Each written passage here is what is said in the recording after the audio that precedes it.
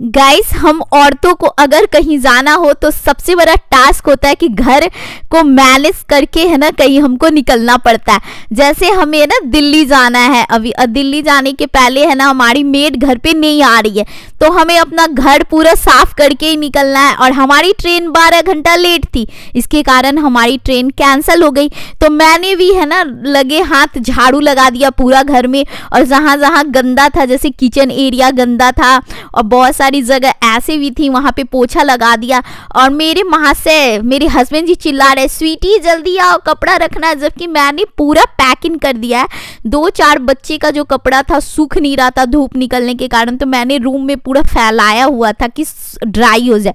तो जल्दी जल्दी यहाँ भी पैकिंग करा रही हूँ, किचन का भी काम कर रही हूँ, रास्ते में ले जाने के लिए पूरी सब्जी भी बना रही हूँ, क्योंकि बच्चा साथ में है ना गाइस। तो एक माँ होने के नाते हम लोगों को घर से निकलने के टाइम बहुत सारी काम को वो पूरा करके ही निकलना पड़ता है। यहाँ पे मैंने एक हॉट केस में सब्जी, एक हॉट केस में पूरी बना के रख लिया है, ताकि बाहर में भूख लगे तो खा लेना। जब मैं बना रही थी तो मेरे हस्बैंड बोल रहे थे क्यों बना रही हो, बाहर में हम लोग नहीं खा लेंगे।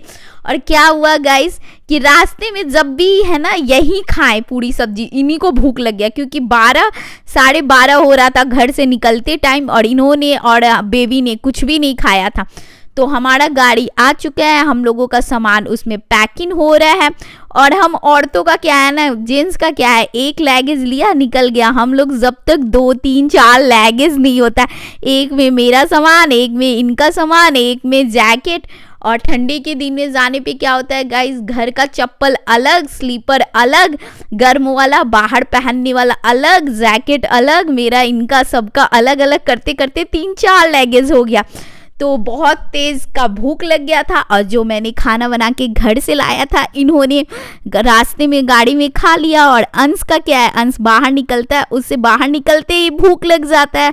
तो अंश ने पाव भाजी ऑर्डर किया, इन्होंने छोला भटूरा ऑर्डर किया। और मैं जर्नी के टाइम है ना कुछ खाना नहीं चाहती हूँ, क्योंकि मुझे वोमिटिंग जैसा मन हो जाता है, तो मैं कुछ मीठा खा ली। और हम लोगों का जर्नी यहाँ से स्टार्ट हो गया। यहाँ हमारे घर से दिल्ली 300 किलोमीटर दूर है। सुबह 12:30 बजे के निकले, रात को 9 बजे हम लोग जाके दिल्ली पहुँचे गाइस। तो मेरा क्या है कि जब भी मैं है ना ट्रैवलिंग करती हूँ ना, तो मुझे है ना थोड़ा सा है ना कार सिकनेस की प्रॉब्लम है, उल्टी जैसा मन हो जाता, वोमिटिंग जैसा।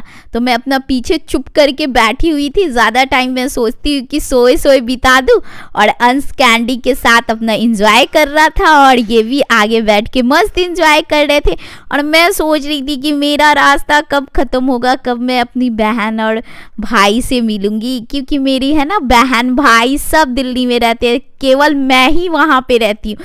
अंश मौसी के घर पहुँच चुका है, कैंडी भी मौसी के घर पहुँच चुका है, हम लोग पहुँच चुके हैं। मौसी का प्यार देखिए, अंश को मारते हुए मौसी ने वेलकम किया, और मैं जैसे ही घर में एंट्री की, उसके बाद कैंडी तो ऐसे घूम रहा था जैसे लग रहा था उसकी मौसी का घर आ गया है।